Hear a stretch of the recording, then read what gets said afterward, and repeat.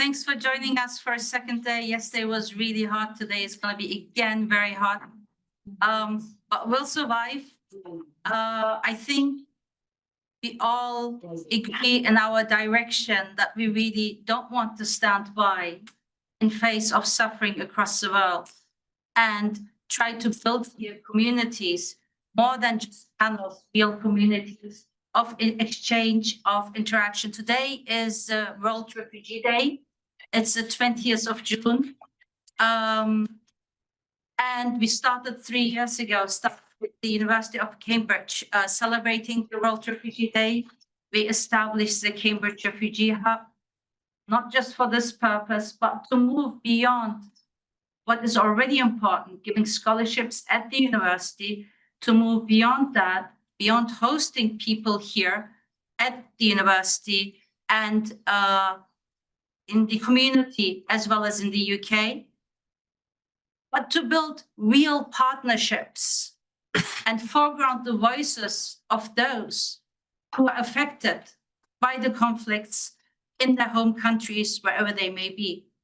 We cannot speak in their name. And I think it was really interesting yesterday what Mahan, the teacher from Gaza, said. She said, we don't need your knowledge. We don't need your expertise. We have our own expertise. We just need your support.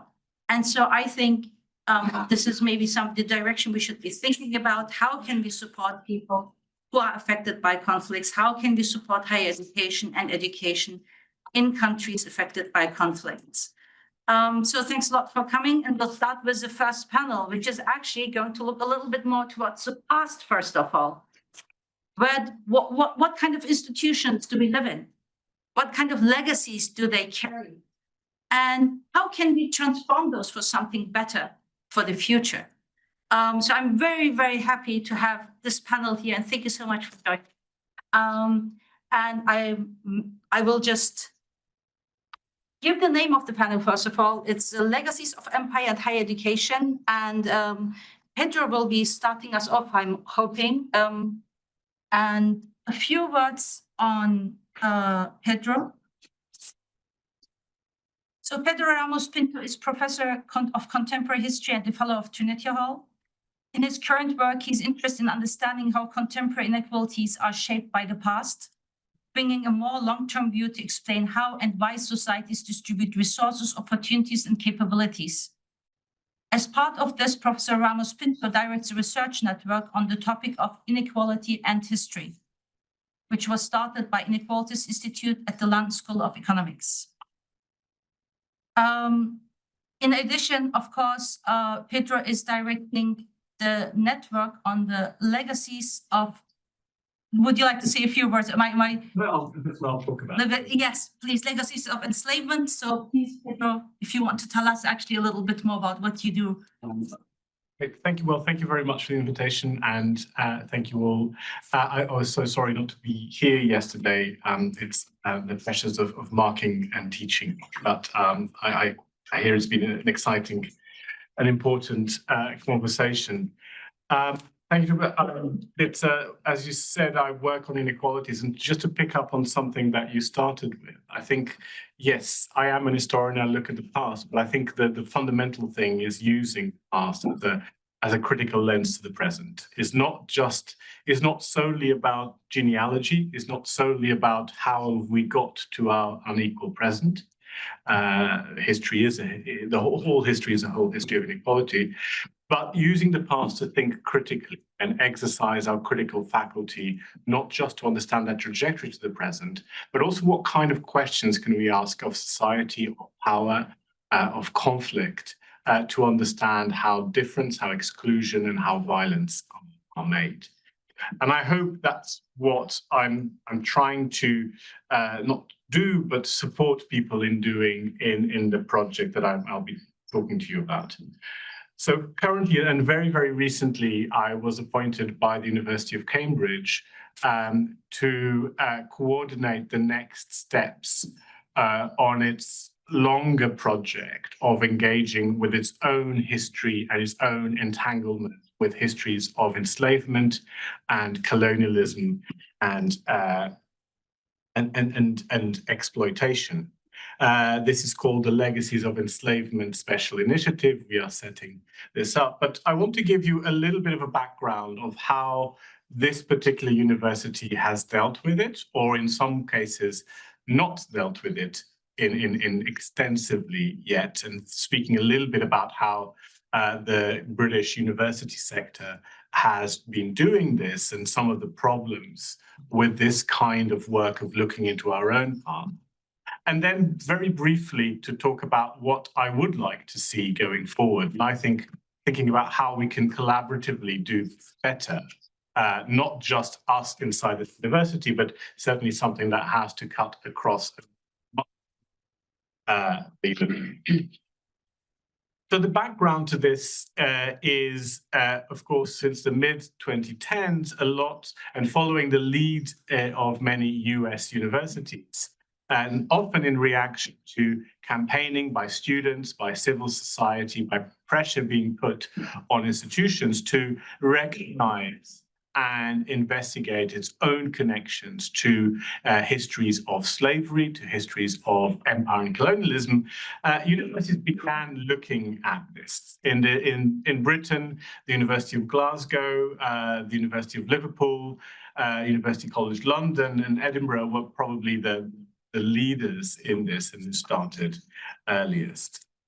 Here in Cambridge, some of this work began first in a couple of the colleges. For those of you who might not know how this bizarre institution works, there are 31 colleges which are independent of the university, but at the same time constitutive of the university. It almost becomes theological at this point, what the university and the colleges are.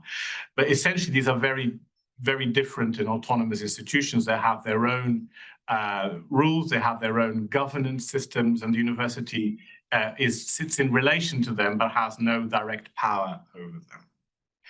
So some of the colleges began this, but at the university level, there was a working group set up in 2019 by the then Vice Chancellor, Stephen Tugba, to begin looking at this.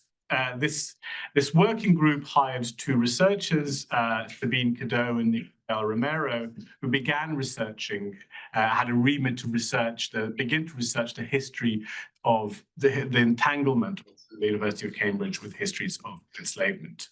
And their work contributed to a report that came out, it was published in 2022.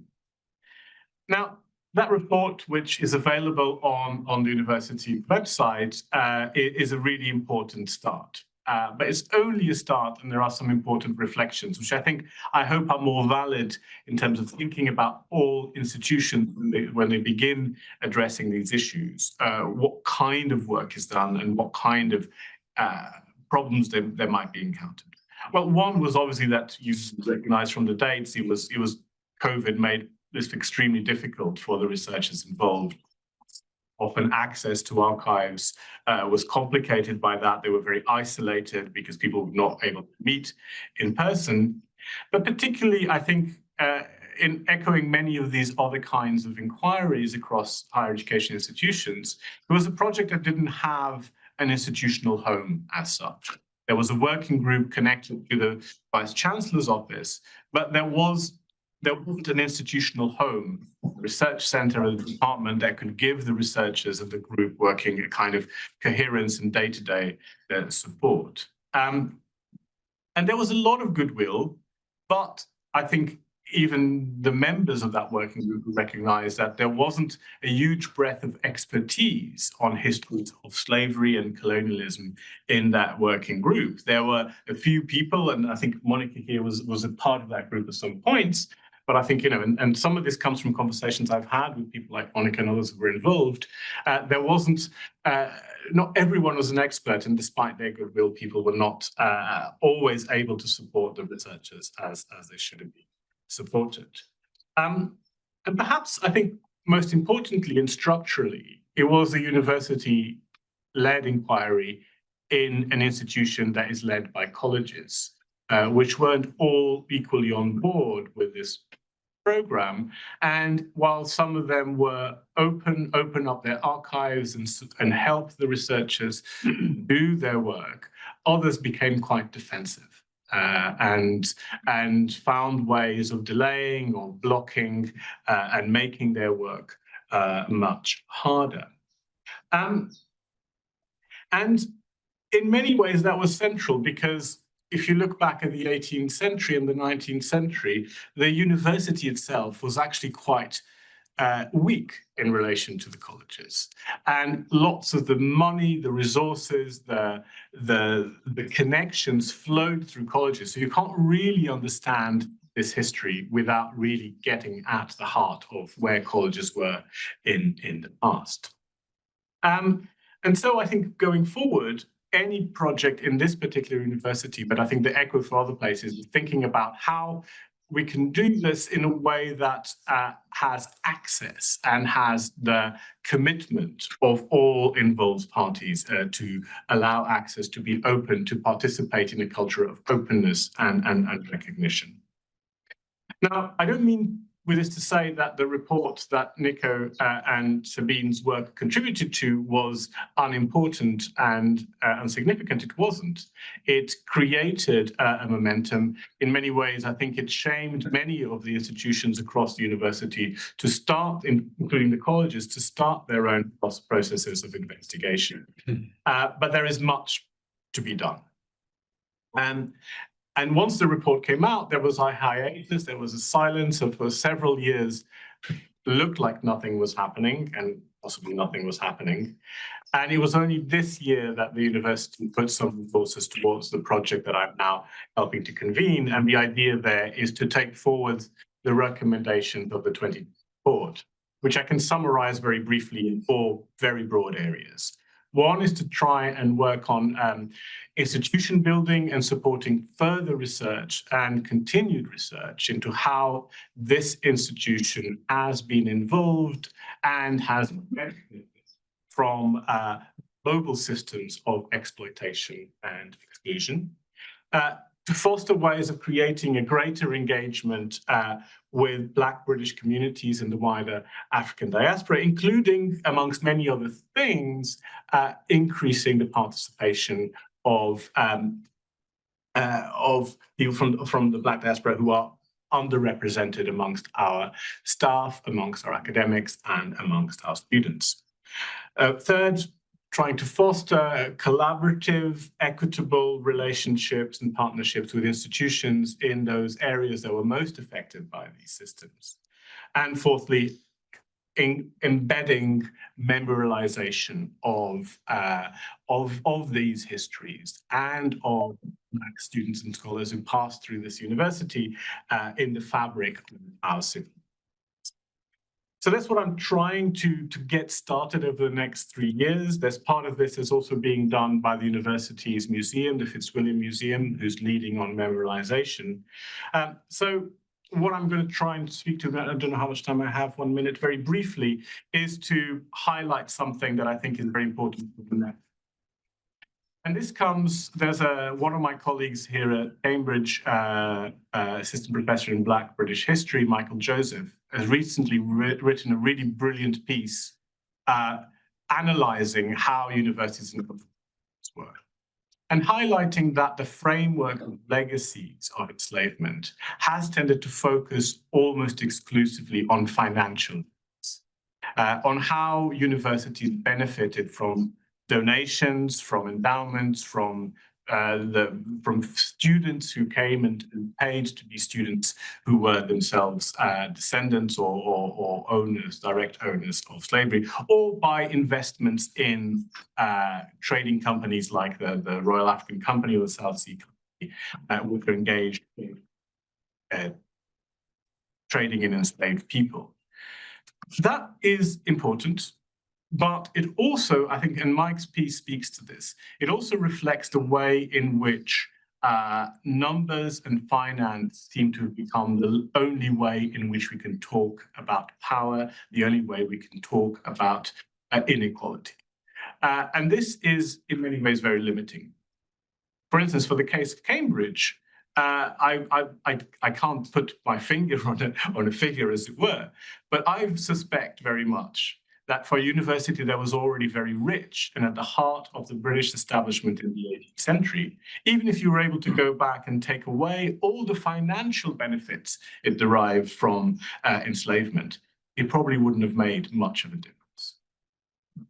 But I think what is fundamental going forward is thinking about how this institution and others were central in the construction of a system and the legitimating system of slavery through creation of knowledge that permitted the racialization of certain people, that legitimated their exploitation and their exclusion. And that knowledge takes many forms. It's about the development of scientific racism. But almost every discipline across the university was engaged in this, from botany and natural sciences and the way it constructed a particular way of seeing the world and created colonial knowledge, all the way, and we are here perhaps in the right place to talk about this, to the law. So I'm involved in my own college, Trinity Hall, in the process of investigating our own entanglement with this. And Trinity Hall was a small college almost exclusively dedicated. And our researcher, Liz Egan, who's working on this, is uncovering how many of its alumni, many of its fellows and masters were lawyers and judges that were central to the creation of common law and precedent that developed a legal infrastructure around treating people as property in the 18th century.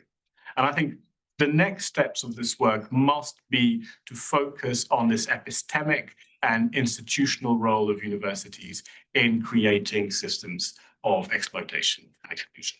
Now, how we do so is what I'd like to talk about. Thank you so much, Pedro. And yes, indeed, international law and colonialism go very much hand in hand. The very establishments of international law and the state and empire, all of these are going hand in hand together with the cooperation, of course. So legal structures are so fundamental. You're right, we're at the right place for that at the Lauterbach Center for International Law. We're going on to Sahar, on talking on colonial legacies in higher education from the perspective of Sudan. Sahar El-Asad is a PhD candidate at the University of Cambridge, where she explores the entanglements of colonial education, metaphysics, and post-humanist theory. Her doctoral thesis is The Post-Human Sudan, Plastic Archives, Diffracted Realities, and Entangled Beings. And she examines with that the afterlives of colonial institutional structures in Sudan's education system. So I hand over to you, Sahar. Thank you so much for inviting me here. My name is Sahar El-Asad. I'm a PhD candidate here at the University of Cambridge. And unlike Pedro, I'm not a historian, but I came to appreciate history through my thesis and how it shapes the present and the future. Just a few disclaimers before I start my presentation.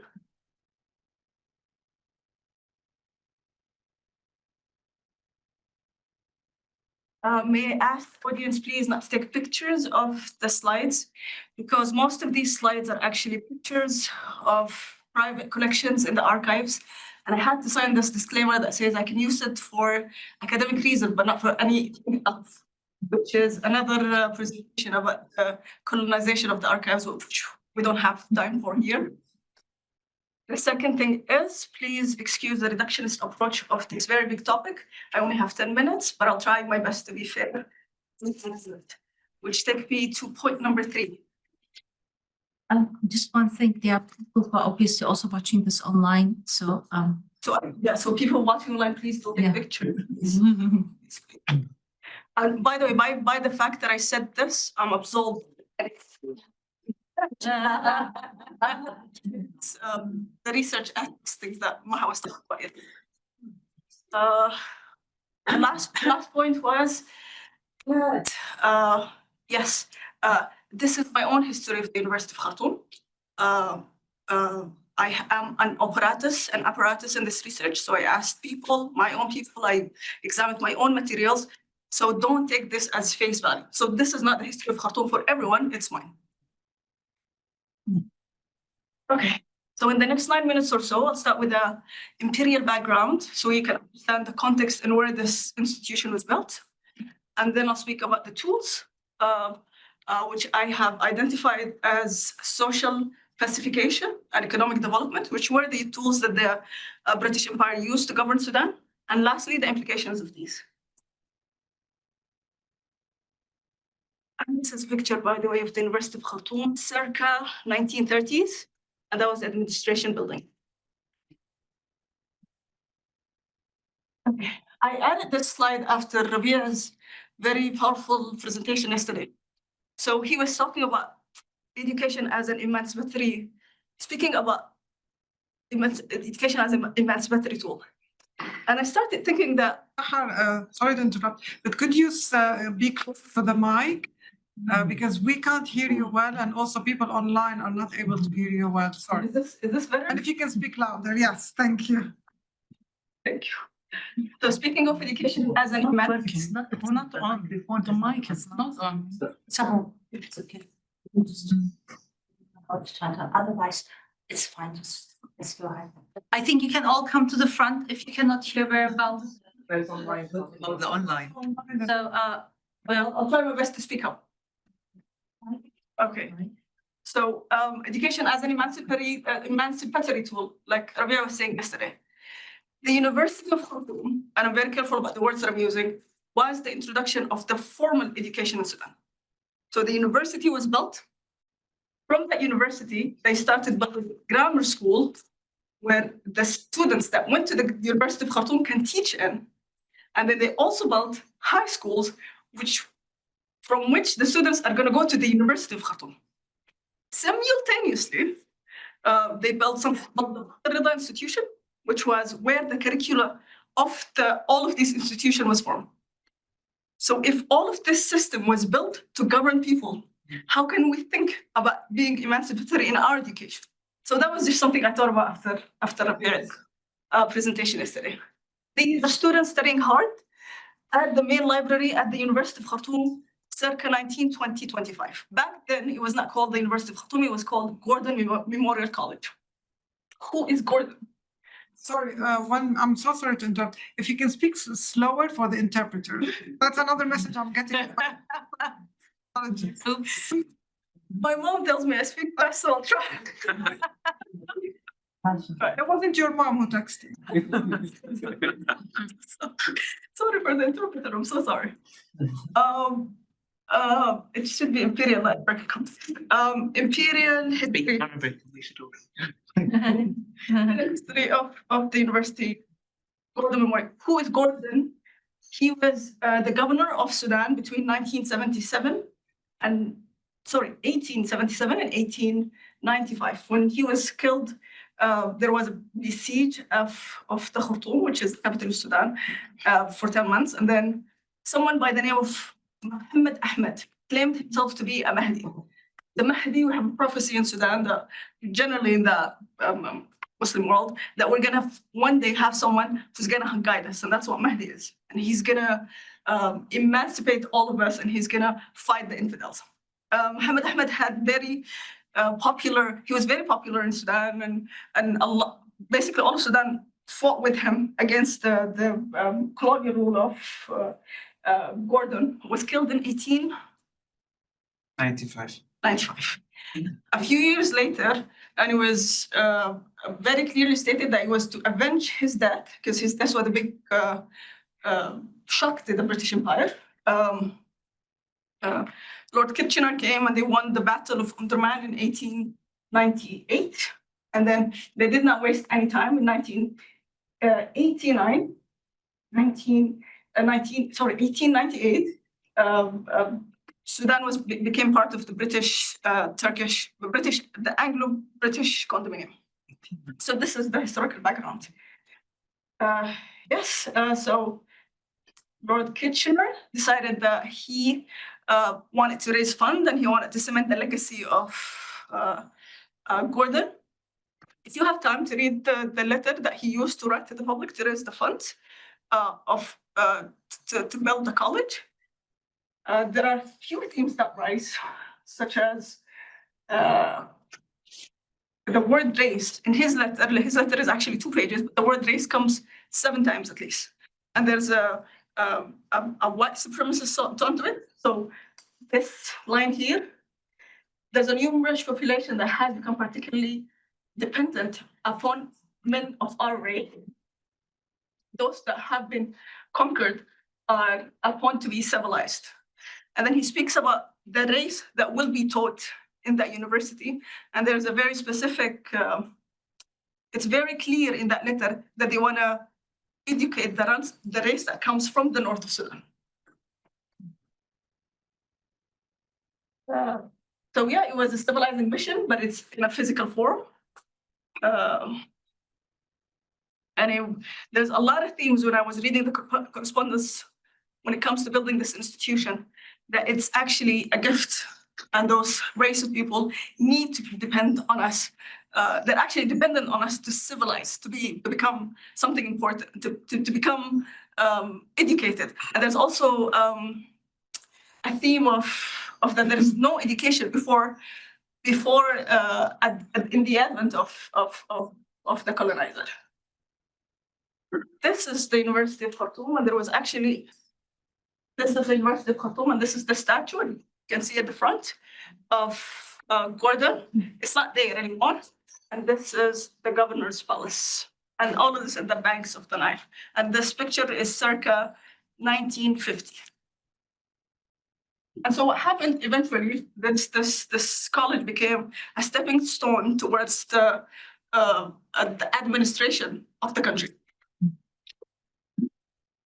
And what Pedro was saying about the legacies, their aim was to come up with an Arab Anglo caliber that can work as a bridge between the colonial governments and the local population. And I may say, if I could, that this legacy never left. Graduates of the University of Khartoum has always been the intermediary between colonialism, new colonialism, and the local population of Sudan.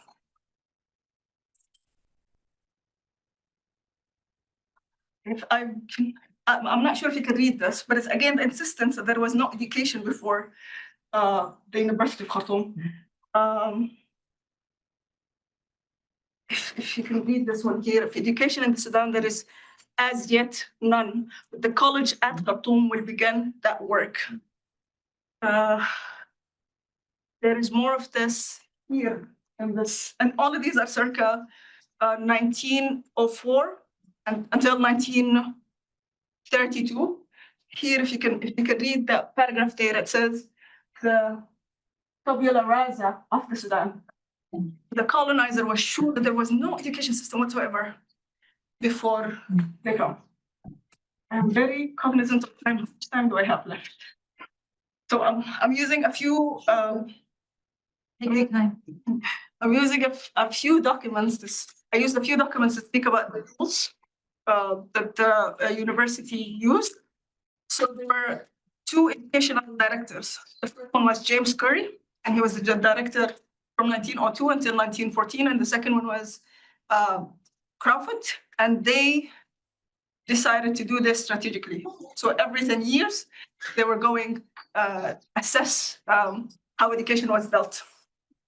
And then, and so the tools, as I said, there were two, I divided them into two things: social pacification and economic development. But because my thesis, I approached this through a post-humanism approach, and I decided to do this because my tradition, the Sufi tradition, think of humans as an open notion. So what that means, I am a person who is susceptible to be, my actual existence depends on the existence of everything around me. And so when you think about what the colonizers did in the University of Khartoum, they decided to come up with binaries. From the get-go, it was just boys that would go to the university, so men and women.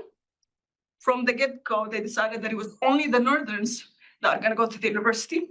And so this furthers the tribal issue that we had. We had Arabs, we had Dinka, we had the Dinka in the south, the Four in the west and the east, and they were not part of this.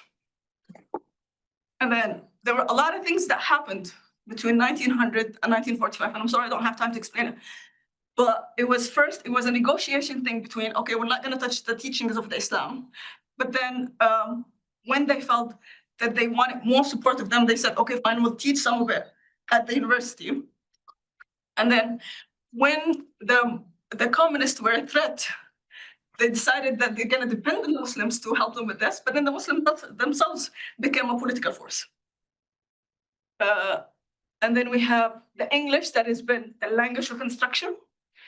And there were conferences where they decided they want to organize the chaos of languages. So there was going to be only Arabic and English in the South.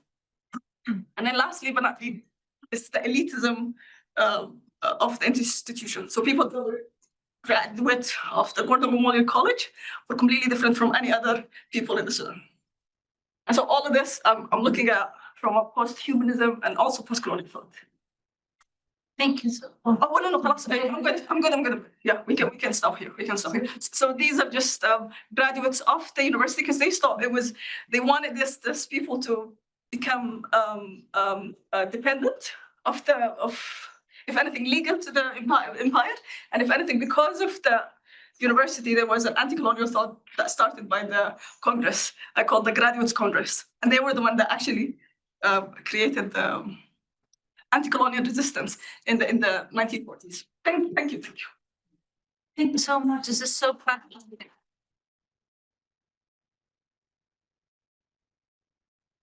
As you already hear, Sahar's PhD dissertation is nothing less of fascinating. All the knowledge that she brings in. I have learned so much from you and about Sudan, and she has also been supporting a lot of Sudanese students in the in face of the conflict. So thank you so much also for that. I think it's so important that you mentioned how higher education itself works as a civilizing mission, as a pacification system. And I think probably nobody else would agree with you more than our next speaker, Prajakti, Kapra. And I will say a few words. She is the research networks manager at Awesome College. But she is a very active scholar. She engages in scholarly discourses with a special focus on Central Asia and the broader Eurasia. She has published The Silk Road and the Political Economy of the Mongol. And her academic background spans across history, political science, and psychology, informing her interdisciplinary approach to research. She challenges, just like Sahar, Eurocentric narratives, and emphasizes indigenous and/or local perspective in Eurasian history and development. And to you, Prajakti, thank you. All right, if I'm not loud enough, let me know. I'm always accused of being too loud. So if you want me to be slightly lower, let me know. But I do talk fast, so do let me know. Stop me in the middle. So as Tugba said, I work on Central Asia and the Caucasus. And I'll talk a little bit about some of the projects we're doing, but I'll also set the stage for why this conversation is quite important. Thank you to my previous speaker. She mentioned some of the things that I'll bring up, especially Islamic socialism. So I'm really happy that you ended with that, because I will bring that up as well. Let me just start with the first slide. So I'm looking at Central Asia, which was part of the Russian Tsarist Empire, and then it became part of the Soviet Union. So the first thing I'll flag is there isn't enough work being done on the difference between Tsarist Russian Empire colonialism and what some people term as Soviet colonialism. I don't agree with that, but we can have a conversation about that later.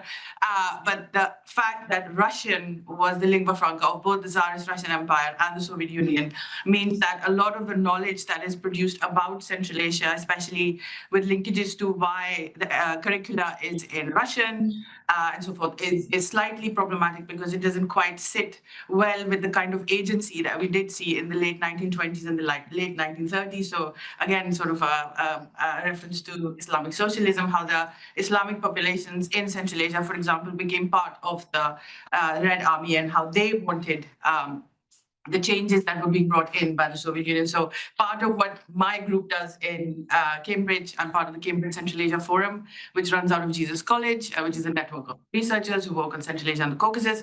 We tend to try to do that. We're trying to look at the history of the Soviet Union, and then we map it with some of the older histories of Central Asia. So Tugba mentioned I work on the Mongol Empire in the 13th century, so a lot of my research actually dates back to that, and trying to trying to see what kind of influences still exist. But anyway, so the main legacies of empire in Central Asian universities today are language hierarchies, so Russian, I mentioned that. Again, curriculum and narrative. So this again goes back to Soviet curriculum, Soviet understanding of history in Central Asia, which does date back to the Tsarist Russian experience. So there's definitely an overlap, but I would say that there are certain differences that we noticed after in the 1930s. There is still today top-down administration in universities. So it was very organized through Moscow, and that kind of still, so it's not Moscow anymore, it's Tashkent, or it's Almaty, or it's Dushanbe, but they tend to regulate and standardize what is being taught in the rest of the in the rest of the country. So I really focus on Kazakhstan and Uzbekistan. There's, of course, lots happening in Tajikistan and Turkmenistan, but I won't go there. I'll just stick to Kazakhstan and Uzbekistan. And then there's dependence on Russia. This is mostly to do with the economics. So the economies are still very intertwined with the Russian economy. They're starting to move towards China, but the language, the infrastructure, the institutions, they're all Soviet. So there's a lot of familiarity. There is a lot of understanding of how things were done. Again, I would like to flag that while there is obviously an overemphasis on Russian, there is a lot of local agency and education or skills or training that these countries have, which are Soviet in Russian, but not necessarily Russian from the Tsarist Russian perspective. So the questions and the solutions so after 1991, lots of people from the UK and the US and Europe went into Central Asia. They're free now. Soviet Union has collapsed. Oh, this is the moment of freedom. So let's fix all the problems. So the main advice given to a lot of the governments in terms of everything, but specifically in terms of education, was let's change the language. And there's lots of language politics. They did things in Cyrillic. So let's do it in Latin. But then overnight, 90% of the population was illiterate, including the president. That wasn't helpful. Let's go back to a different language. Let's go back to your local language. But what is the local language?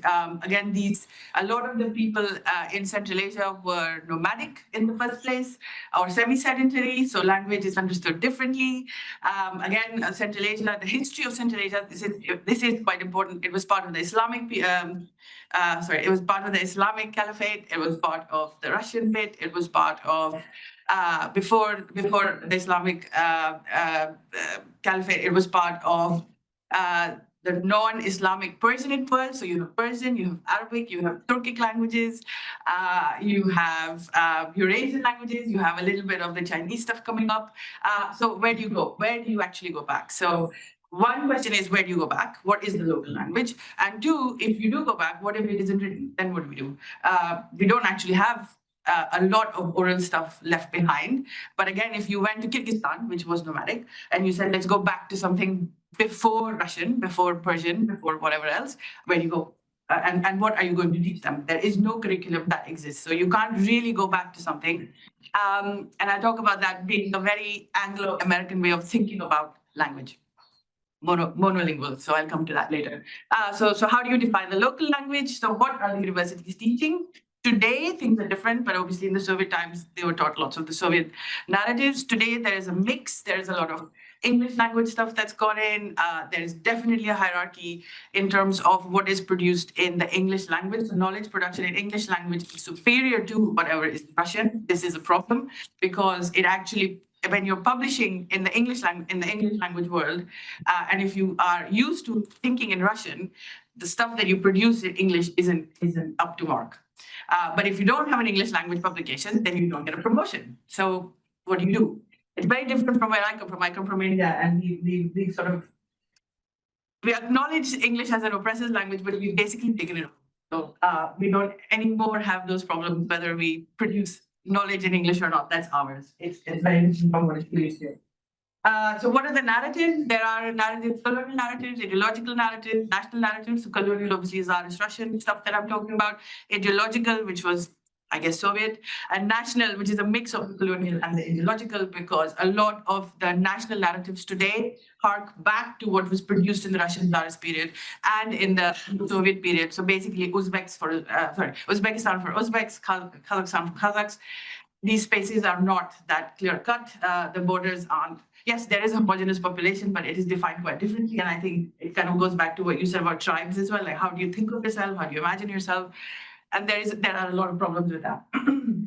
Sorry, the last thing was who's producing the knowledge. So this is just to give you a little sense. So I don't know how many of you know about Central Asia, but this is just a little sense of Central Asian universities. So there were several universities that are still quite, they have strong connections with Russian institutions.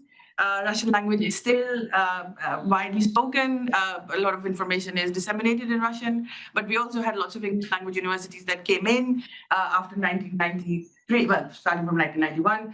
Westminster University, they actually, in Uzbekistan, they used to think Westminster University had something to do with the government. So Westminster University is the government institute. There, and they were very proud of that. So when we went from Cambridge, they were like, "But what about Westminster?" I mean, like, "What about it?" But anyway, American University of Central Asia, that still exists. Kazakh British Technical University. So a lot of people from Cambridge that are involved with my group, the Cambridge Central Asia Forum, they actually are collaborating with a lot of these universities. They're involved with curriculum development since actually the 1990s. So the first lot of students, PhD students from Trinity went in 1994, and they're still involved with some of these initiatives. There's one I haven't mentioned, which was another Nazarbayev University in Kazakhstan, and a lot of Cambridge people were on the boards. They were there when the whole thing started. It has a lot of issues, but Cambridge has been involved since then. Most universities are still state-run, like in the Soviet period. They have a lot of connections with the government. The government takes a lot. But there is a whole new 1 minute. Okay, there are lots of private universities coming, and actually there are more regional universities coming in as well. This is just to show you that this is what exists. This is what they look like. That's the newest one. That's British Management University. So University of Cambridge is involved mostly in terms of selling products to the universities, which I'm sorry, but it's not what we should be doing. Since I only have a minute, I'm not going to go into details, but basically, Cambridge University and Assessment is there. They sell lots of things there. They're doing really well there. Faculty of Education got a huge grant a few years ago. It had its own problems. There was an email sent out when they got the grant, like, does anybody actually know Kazakh in the university? That was not fun to read. So the role of Cambridge academics, I think, is to actually highlight these things. What does it mean to do research on Central Asia? Where are we actually going? What is local? How do we define all of this? A lot of the stuff that we work on is Soviet Union. I mean, we need to understand and engage with what actually happened in the Soviet period. We might not like it, but we have to engage with it, and we have to see what are the skills and what are what is the expertise that actually exists in the region. We can't just say, let's move on from Russian. What do we do after that?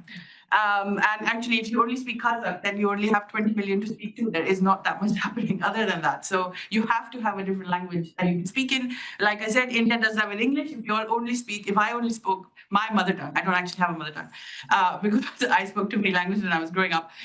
It doesn't work. It's just, who do you speak to? So we do, of course, decolonization, but also desedentarizing. So that actually refers to looking at oral languages, looking at sedentary narratives of a lot of the empires and before colonial empires, European empires, sorry, that they were there in this region, and we have to kind of engage with that. This is just to show a little bit OECD projections of where people were going to come from. So actually the share of US and the West is decreasing while China and India is increasing. So we need to look at legacies of empire from that perspective, look at the region, what's actually happening in the region, what are they producing. There is a lot of asymmetry in the education models today. Again, it is about what they're being sold. So they're being sold English products, they're being sold, let's do everything in English, which is actually going to keep them in the hierarchical position below everybody else because they're not going to be able to catch up as quickly. They'll have Indians to compete with, that's hard. Sorry. And again, the distinction between Tsarist versus Soviet Union is very important. We need to have, So basically, these asymmetries are leading to new hierarchies in knowledge production. And actually, I agree with what Pedro said. We need to think about some of these things. Cambridge really needs to step up, and Cambridge really needs to put in some money in the Central Asian initiatives, not just getting money from the. I will stop there. Thank you so much.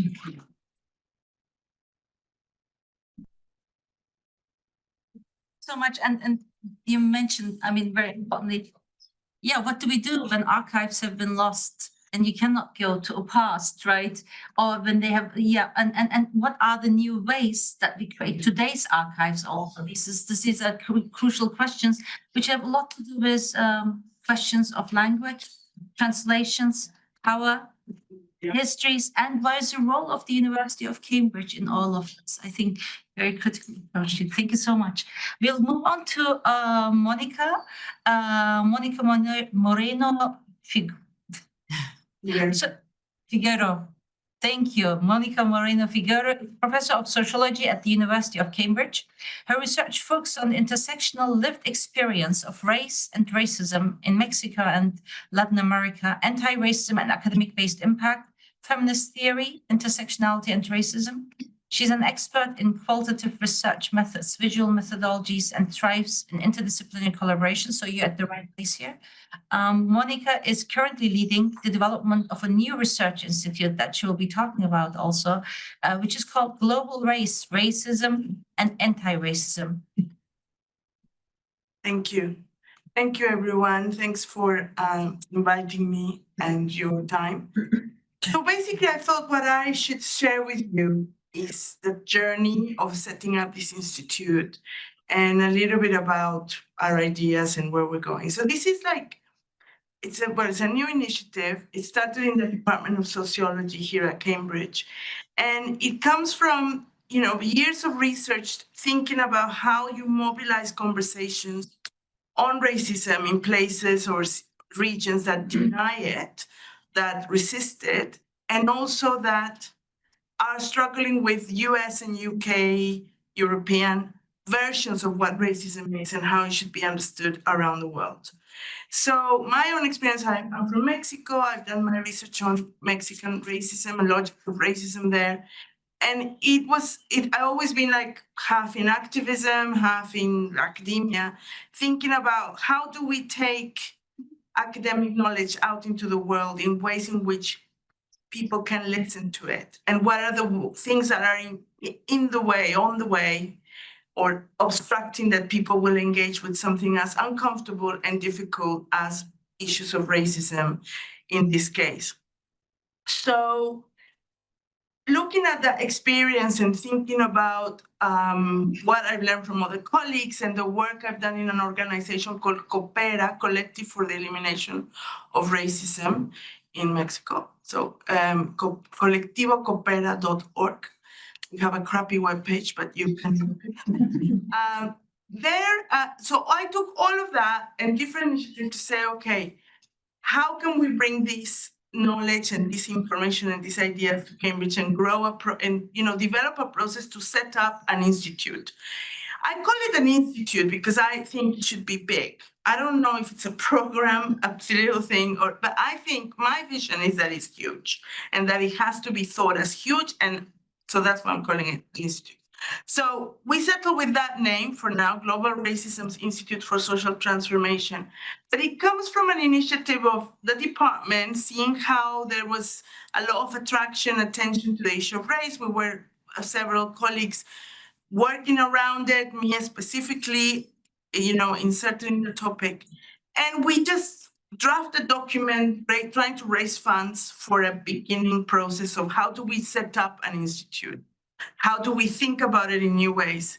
And we got a gift from the Kellogg Foundation that has allowed us for 3 years, 2 years now, 1 more year, to design an institute, not to think about how do you put it together. So there are many institutes in Cambridge, there are many centers, there are many programs, and I talked to many people here about how do you do it, what you've done. And I realized that something that has been missing for me was that there was already a model of what a center looks like and what you should do, and people come in and have their own thing and they go away, and you have a place that gathers, a place that is networking space or people aligned with the research. But not necessarily or not as much is a place that creates its own work, or it's a place that has its own methodology and perspective. So what I did was like, how do we do this? I started to think about it, and we developed a process called Thinking Us. And this has been a project or process where we gather academics in the university working on issues of race, intersectionality, sexism, things around feminism, things around colonialism. Basically, people I really liked, people I thought we're on the same, channel. We're thinking in similar ways, and we got together to see what is it that we need to do this work. So I immediately thought the design of this thing has to be about process, not about specific topics. And that in that way, we start saying with these colleagues, okay, what have been your successes? What have been your difficulties? What have been the things that you struggle with? What do you need to do the research that you're doing? And I realized, first of all, how neglected academics are in their work. Everybody was so happy to be asked, how are you? Do you need something? How are you coping with all the backlash on people wanting to do work on issues of EDI or issues on racism or issues on colonialism? And also how much we need a space to think about the work we do and how we do it. So that process generated a lot of ideas. Very interestingly, then I got together a group of PhD students to think as well with them. What are your successes? What are your defeats? What are your dreams? What would you, like if you could have anything, what would you do? What kinds of things would you do? One of them suggested abolishing the ref, and I thought, well, I don't know if we can do that exactly, but we could position ourselves against it, for our colleagues in level. The ref is this exercise that tortures us in terms of production and what do we need to, offer in terms of publication, and it has a very constrained set of work. Anyway.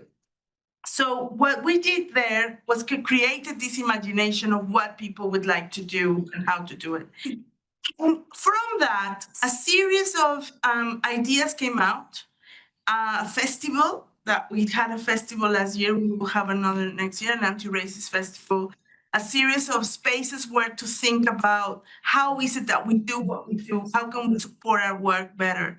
And slowly that has given I realized that building the resource, the internal resource of Cambridge, who are we here? What can we do? Who are we that we can be?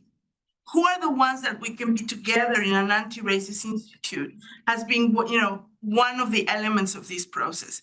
And of course, we had many other ideas, and I wanted to show you here, but that has been very important because it has allowed me to develop that process of thinking as a methodology of how is it that we can work better when we research things that are really difficult and oppressive and damaging for our, damaging in terms of what happens in the world, but also what happens to us.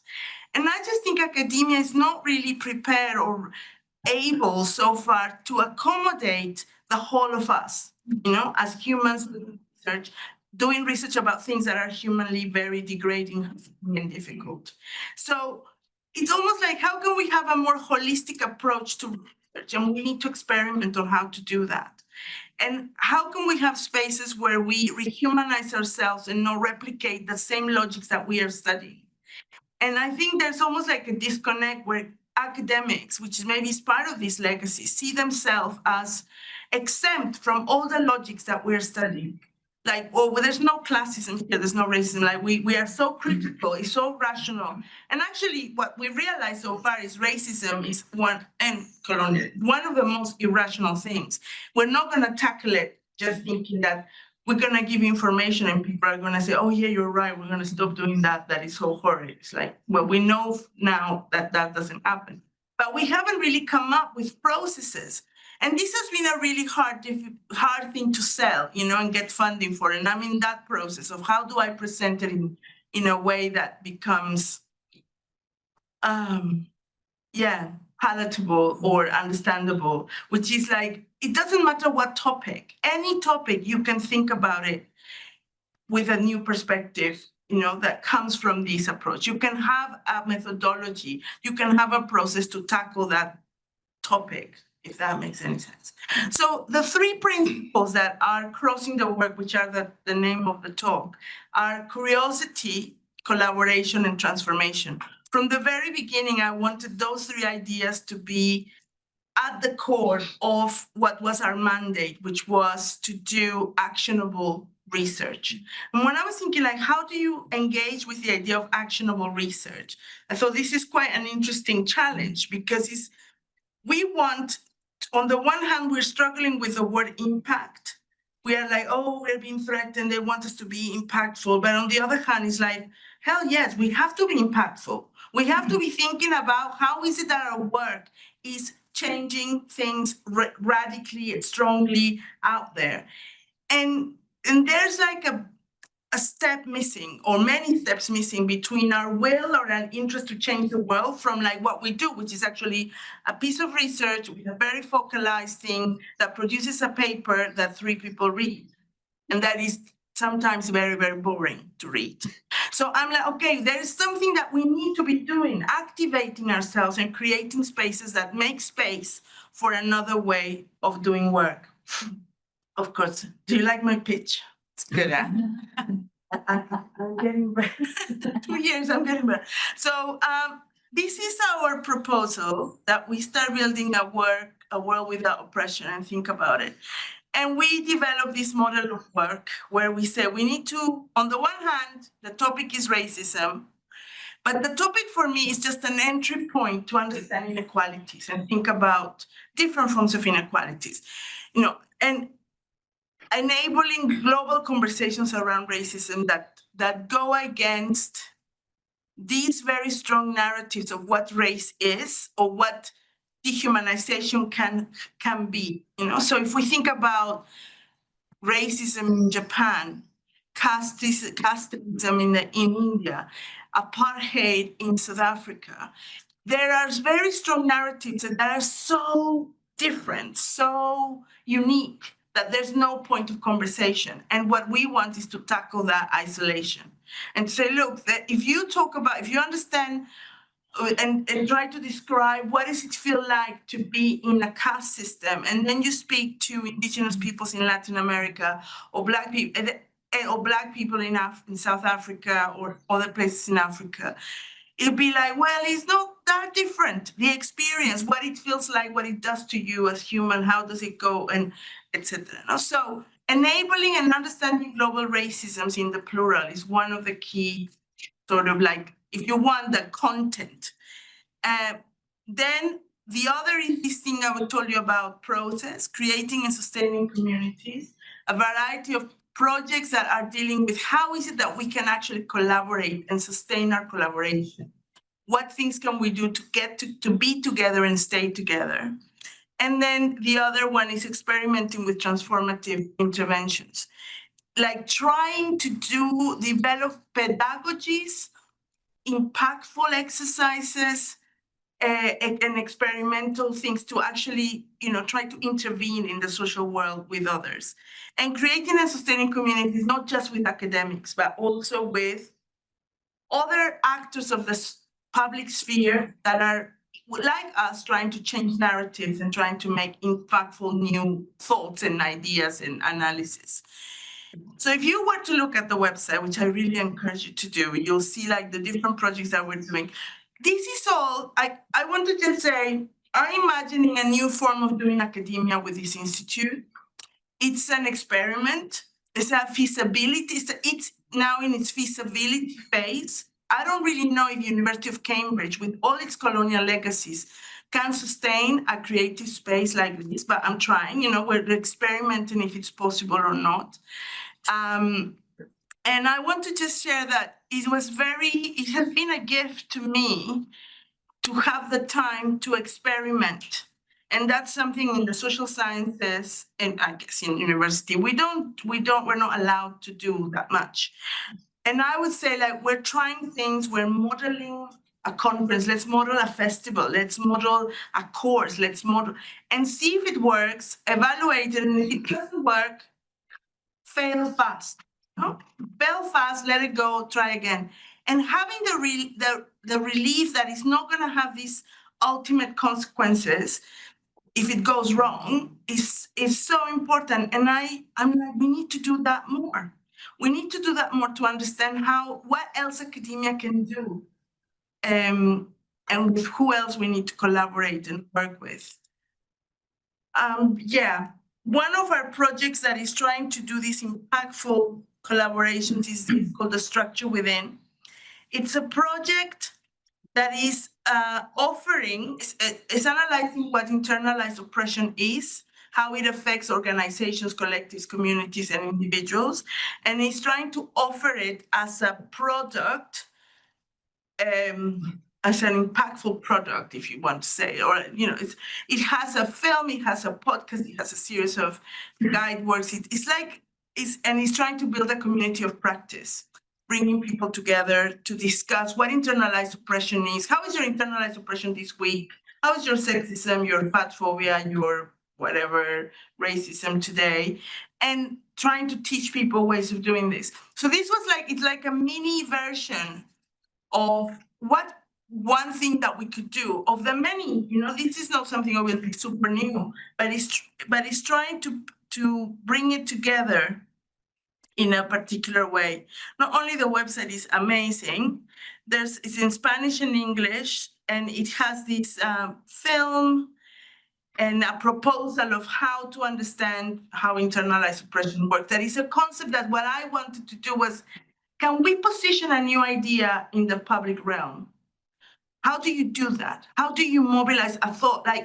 Let's say, I want everybody to know what internalized oppression is and to think about it. How do you do that? What's the process of creating that? So that's like an exercise and an example of what the Institute wants to do. And you can see it. It's really cool, really amazing. And I think that I wanted to say more things, but I think you give you an idea. It's an experiment. Please join us if you want to. You're very welcome. And I hope that it sets it like a new direction of what universities could do, or a renewed direction, in contrast with the other stories we've heard, with the 3 other stories. Yeah, thank you. Thanks so much.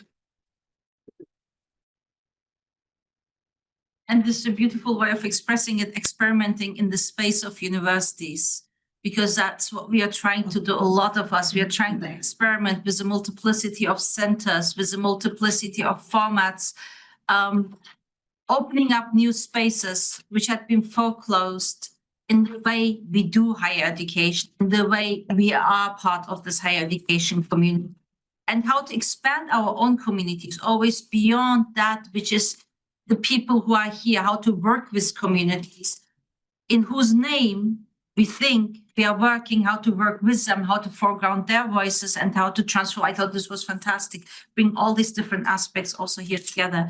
Now, I am just going to open up the floor. I think these were all great presentations. I'm sure you have loads of questions yourselves. So I'm just going to open up the floor and ask you for your questions.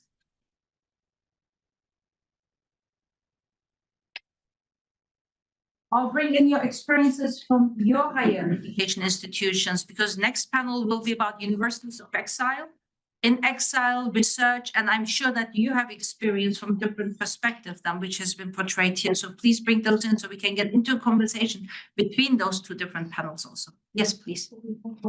Online. You have one, okay, all right. And we have one question here. All right, let's go ahead with that. And then, yep, thank you so much. Please. Yeah, you want to just say your name and yeah. Yusuf Syed from the Faculty of Education at Cambridge. Thank you for these excellent presentations. I want to just ask about the limits of experimentation and accommodations within institutional settings. How do you overcome that? For example, can there be a point where if you push against colonial structures and seek to challenge boundaries, that it potentially become accommodationist within university setting. As an example, in South Africa, after the Fees Must Fall campaign and decolonize campaign, university We can't hear you. Can you stand up? some universities responded by adding a small clause to clauses saying, show how your curriculum is now decolonized, you know, as a response, and accommodated it. And the flip side is for the other speakers, what are the risks of states co-opting decolonial rhetoric and logics in order to become ethno-nationalists? Like in India, the government has excised from the history curriculum all histories of the Mughal, arguing that the Mughals were colonialists, and have asserted the argument that identity is reduced to Indianness and Hindu identity in particular, and the claims such as below every mosque is a Hindu temple, etc. So I'm trying to figure out, you know, how do we struggle from the South African experience against both risk, where the state co-opts the language of decolonialism to become ethno-nationalism on the one hand, on the other hand, institution co-opts the language of struggle in ways that neutralize it and accommodates it. So it's a both question. Thanks. Thank you so much. A tough question, so I'll let you think about that and we'll maybe just take another question. Yes, please. I'm only here because he kicked me out of bed early. Just praying why I'm here. I think it's relevant. So I was really here to launch a book at University of London last week on research and activism. And going on to Leeds next week for a keynote on a mouthful, which is decolonizing international research collaborations for epistemic and epistemological justice. I thought I was just cooling off in Cambridge, but I've been working so hard because of that man. But I'm really glad he brought me there. And I'm also finding myself virtually saying that, you know, I would have loved to be a critical discussant, Maha, because all these papers are fantastic and they speak to everything I do in South Africa. So if I may just start with the Cambridge project. I'm excited by what you do, and you've probably thought about this, but one could do this work relationally too, as part of decolonizing research collaborations, because you can do it entirely from Cambridge, but you could also do it related with people doing similar work in other countries, right? Not because we think we are better or know more, but we could speak about certain things that maybe sometimes is obfuscated when projects emerge from the metropoles, right? And Eric Ashby. Let me just speak about Eric Ashby for a minute. Master of Clare College, Vice Chancellor of Cambridge University, Vice Chancellor of Queen's University, intimately involved in setting up Makerere and other institutions. So what I like about what Sahar is saying, or reminding us, okay, is, and I hope Cambridge will be looking at this, because the legacies are not legacies, they are present today. Oxbridge has played a profound role in creating the geoculture of our universities today at the epistemological and epistemic level, and that carries on today. So we're not just talking about a legacy. And his book, Universities, British, African, and Indian, is worth looking at, because this is a man who was intimately involved in creating universities, well-intentioned, right? And so I would love you to be part of a project that we are working on. Because my project in South Africa is a long-term project on critical institutional histories of all our universities. The first is coming out next month. There are 3 on the line. And the basis of that is to say to universities in South Africa, I don't call them South African universities. They are universities in South Africa. They are still to become South African universities. That's a major epistemological and epistemic project. You don't just change names, Nelson Mandela University, and become a decolonized university.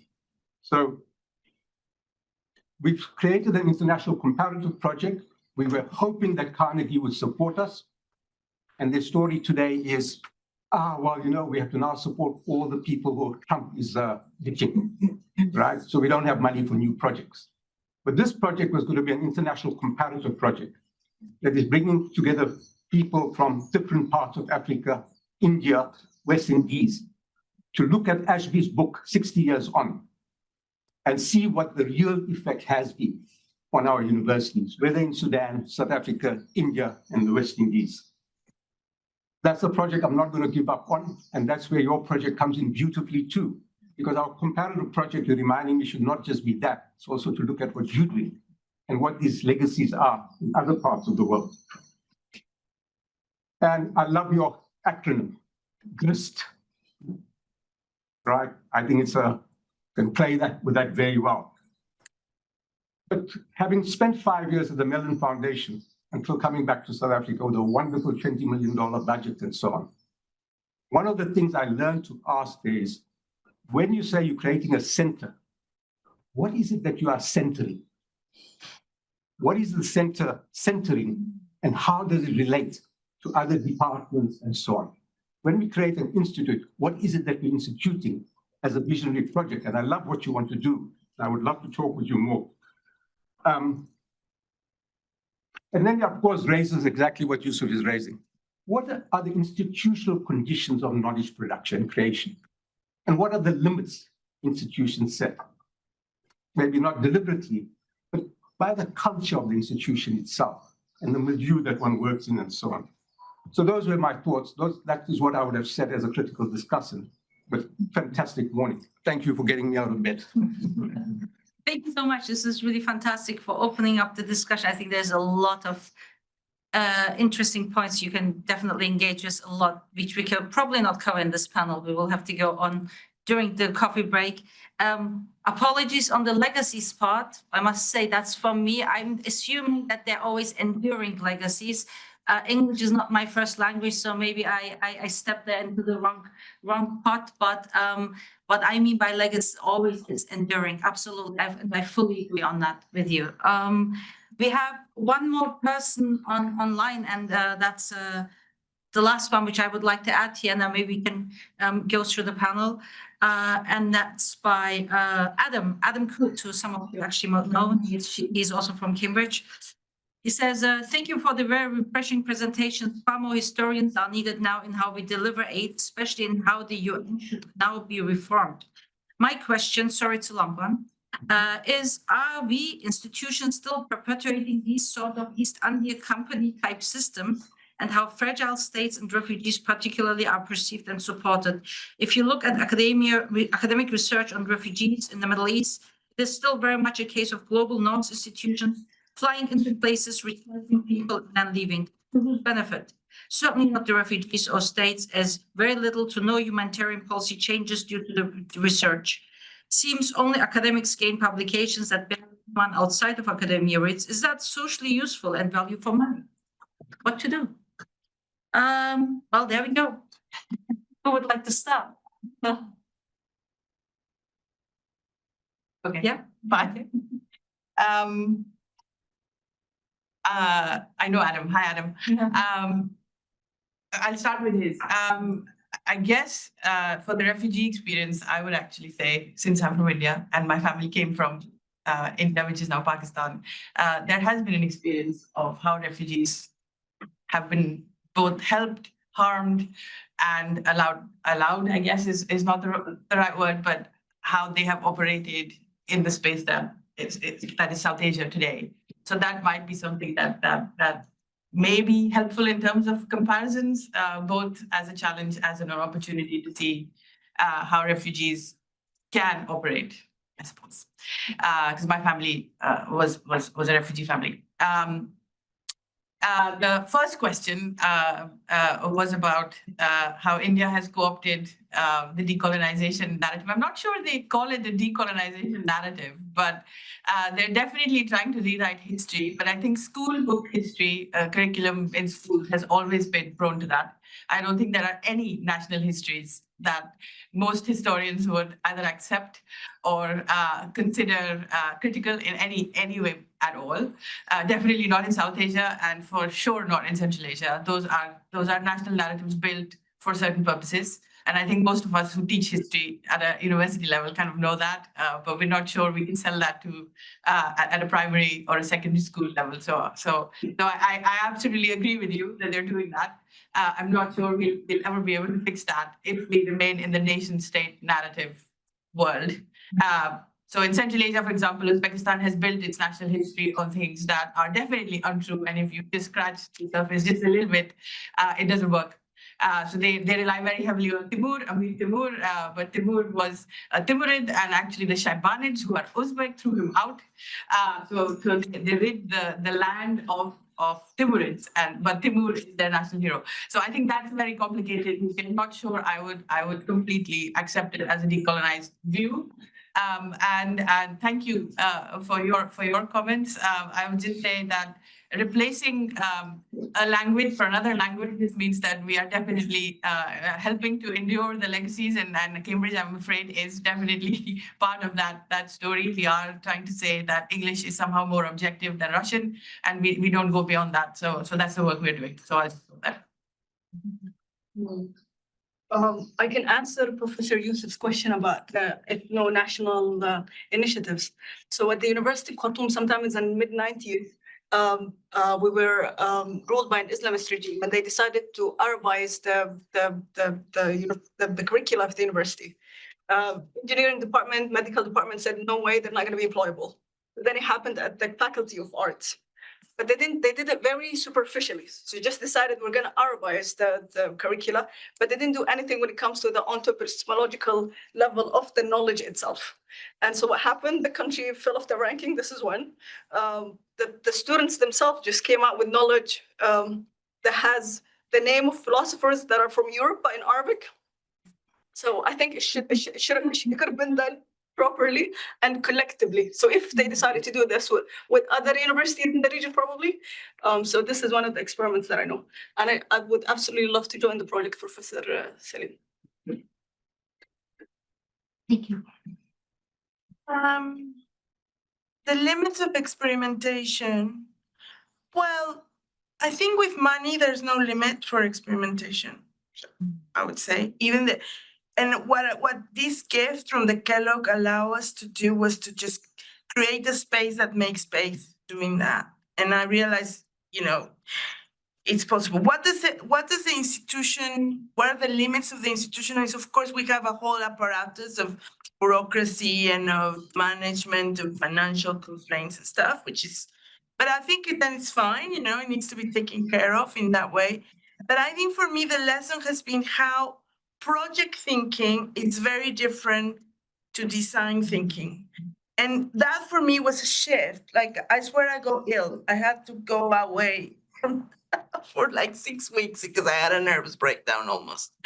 Because I was like, I've been so, almost like a paradigm in my head, like I've been so prone to like a project, a plan, a very action focused, like this is what we do, rather than designing, thinking, imagining. I was like, how do you do that?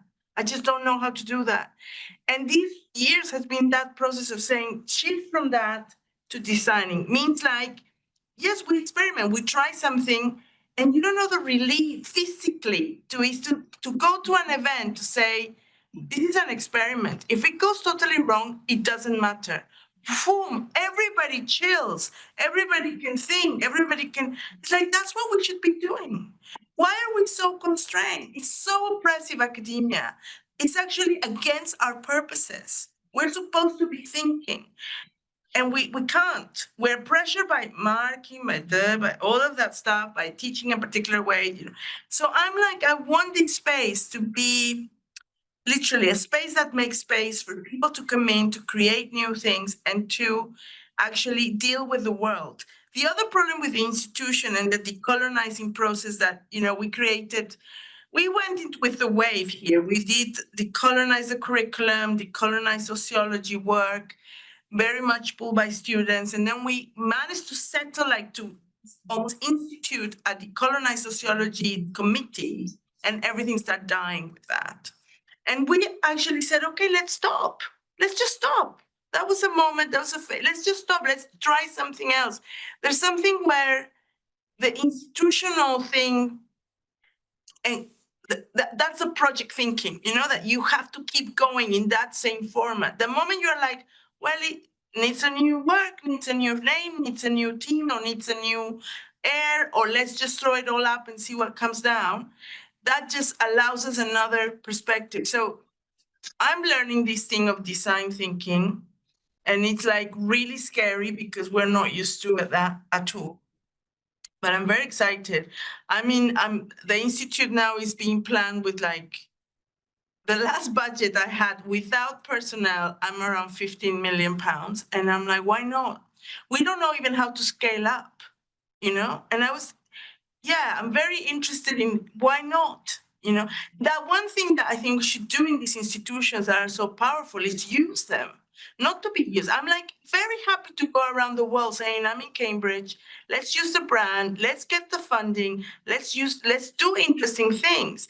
And that means, you know, pushing ourselves in other ways. And that's what I'm trying. So I think the university should be at our service. People of color, you know, Black people, racialized people, we have to take it on and stop. You know, one thing I did as well to not let these decolonizing and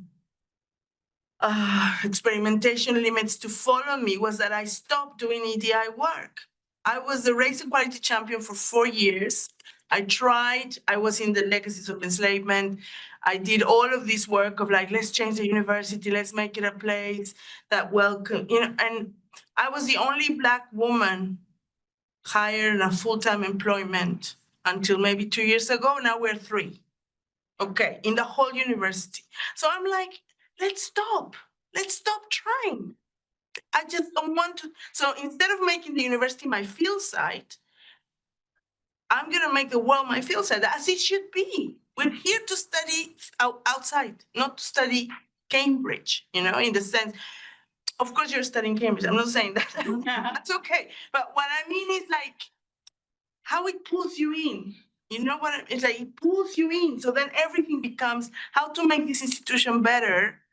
And that's where the structuring and the experimentation has a limit, because of course you can't, you know, you can't. So I stopped and I'm very happy. It's like, whatever, if people don't want, fine. I have many more things to do. I think this is going to be led always, as we said, by negatively racialized people, by people of color, Black people, Indigenous people.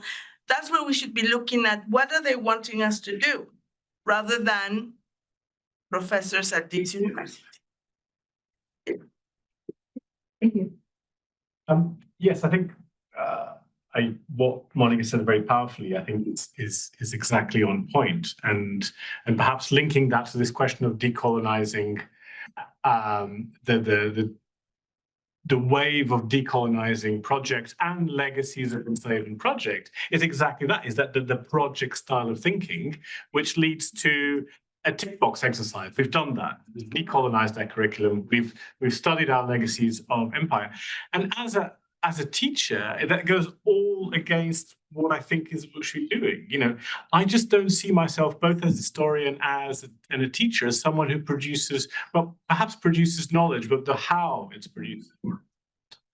And this idea of the university, particularly this university and elite universities in certain parts of the world, as these places that produce knowledge, as there are models for the production of knowledge, it's completely the wrong way around. You know, we started doing this and becoming researchers and teachers, not because we want to know better than other people and tell other people that we know better than them and impart that knowledge to them. But as teachers, we want to create people who create their own knowledge, who make their own knowledge. And what exactly you said about the way in which the historically Oxford and Cambridge and other elite universities have been this model for this kind of centralization and hierarchization of knowledge is part of that story, that we should be what we should be internalizing is not that one particular element of decolonization, the legacies of enslavement, which we then talk about colonialism, neocolonialism, all forms of hierarchy and power. It's just embedding in everything we do that critical reflection is where is the power being created? Who is being excluded? Who is being exploited? What's my role in that? If there's anything that we can disseminate, it should be that. Now, we need to experiment in the tools in which we do that and that are effective. And you're right. And how to do that is complicated. And just on that thing, and again, but then to come back to, okay, in terms of relationship with this university and others, how can we do that? How can we avoid the project thinking where we are better getting the money because we have the reputation, and then we collaborate with people in other universities in other parts of the world who are essentially in a subordinate position to us? Is really have to think about other models, about permanent partnerships with universities on equal footing rather than project collaborations. I think that would just be one tiny little thing we could do better. There are things, there's something called the Global Humanities Initiative that Cambridge is involved with, which is meant to be a partnership, permanent partnership with a number of universities in different parts of the world. American University of Beirut, Diego Rosales, there's a number of others, Ashoka. I don't know the project really well, the details, but I know they're trying to build something more permanent. Thank you so much. This was a fantastic panel, really, and I think a lot of the topics will be picked up in the next panels. How to move forward, definitely the question of partnerships, so crucial for anybody who works here. How can we establish long-term collaborative partnerships? It can never work on a project basis. We need to feel the trust. We need to work together. This is how I work. I think this is how most of us work. We need a trust base. We don't just collaborate for research and then say afterwards, bye-bye, I don't know you anymore, right? I mean, so we need to develop these connections, but also the experiments in higher education. I really love that. And I think the panel 2 maybe will be a little bit speaking to that, to some experiments in higher education, especially for those who cannot have higher education in the ways or research in the ways that we conceive them in our little institutions, which have become, well, the main form of imparting knowledge in our contemporary societies, but who had to experiment if there is a conflict which breaks out in certain countries, how to do it. And we are experimenting on daily basis in very different form from what you're saying, but we're experimenting on daily basis. I think Marissa can maybe speak to that, on how to open up little spaces, just a little open up the crack within the university as well as all across, just to make a small bit of difference here and there. So I think it's really important not just to be caught up, as you said, in the daily work of the university, but to remember, why are we at the university? So thanks a lot for this panel.